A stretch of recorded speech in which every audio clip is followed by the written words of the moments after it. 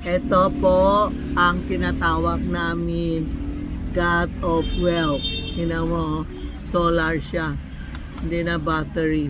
Pag may ilaw siya, may ilaw. Gumaganon ang ulo niya. Ano? Pag walang ilaw, hindi siya gagalaw. Di ba? Pag may ilaw siya, yan gumagalaw. Ito ang God of Wealth.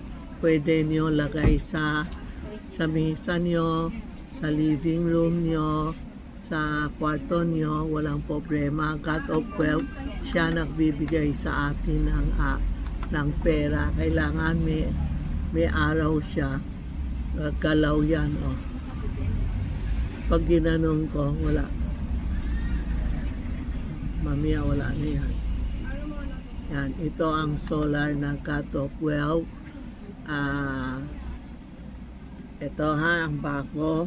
Tapos meron tayo ito. Lucky Cat. May Lucky Cat siya. Tapos meron tayo maliliit, maliliit na Lucky Cat po. Solar din na. Ayan.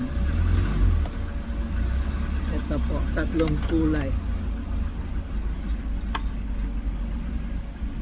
Yan, ang liit, pwede mo lalagay sa kotse o sa tabi mo o sa office.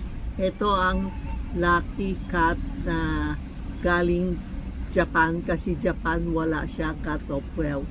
Kaya ang Japan gumagamit ng pusa na giging God of Wealth niya.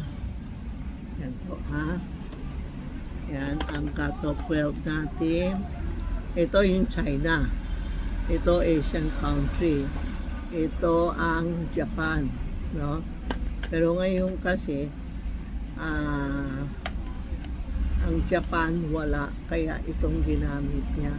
Ito ang God of Wealth natin po. Thank you.